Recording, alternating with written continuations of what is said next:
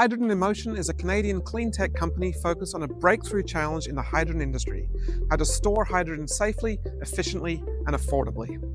For over a decade, our team has been developing solid-state materials that make hydrogen storage practical, not just in theory, but in the real world.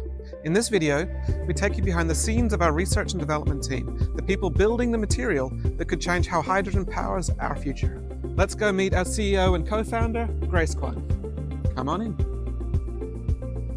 I've been thinking about hydrogen since 1997. I'm on Mount Kilimanjaro, and you have an epiphany sometimes when you're in these clean environments. I was thinking no one else is bringing my vision to life, so I decided to start working in hydrogen. In the modern world, anywhere that you need energy, there is the potential to investigate hydrogen as a use case for energy. It's the most abundant element in the universe, and when you convert it into energy, your only byproducts are heat and water. It's the ultimate clean fuel.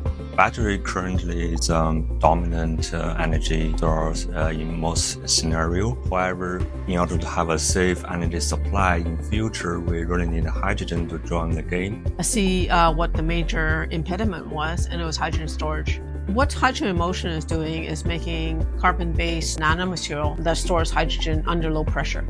It was Grace's dream, which I joined early, became our dream, and now I think it's the company's dream, and I think we're going to see it come to fruition. So I'm looking forward to that. So with H2M's material, we can keep the hydrogen in the container at low pressure, at low temperatures, indefinitely. The trick is to stabilize a formula that we can bring to market that has the right attributes and that can replicate in an easy manner.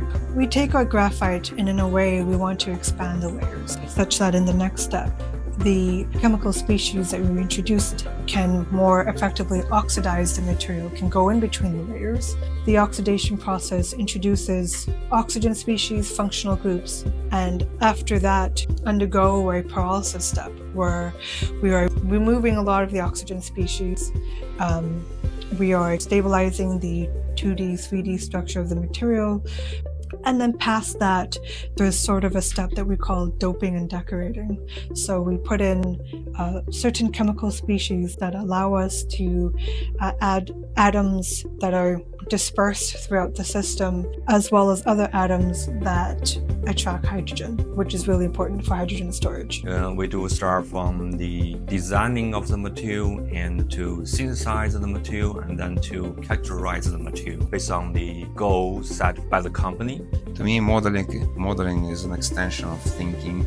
So when you have a question, you try to answer it. I like to have a very close collaboration to experimentalists because you can see how much modeling is different from experiment and try to be as helpful as possible by providing some way explanation. Working with modeling analysis, especially with Andre, is great because we both have our ideas and we both can sort of validate it in a way. For example, if I'm seeing something in the lab, changes in interlayer distance between the layers of graphene oxide, I can go to Andre and say, hey, what happens when we flood the system with a certain amount of acid? Andre can run modeling where he can say, yes, this actually makes sense, or it doesn't make sense. We provide information for each other and we improve gradually and to have a better performance through this loop. We're going to revolutionize the way hydrogen storage is made. And what we're seeing is that H2M's material kind of wins on almost all the metrics simultaneously. Smaller, safer, cheaper, right? It's not just a slogan, it's kind of the truth. Material science is always how we have breakthroughs as a society. We didn't leave the Stone Ages because we ran out of stones. It was the science of bronze that took us to the next level, and I think it was material science that will get us there.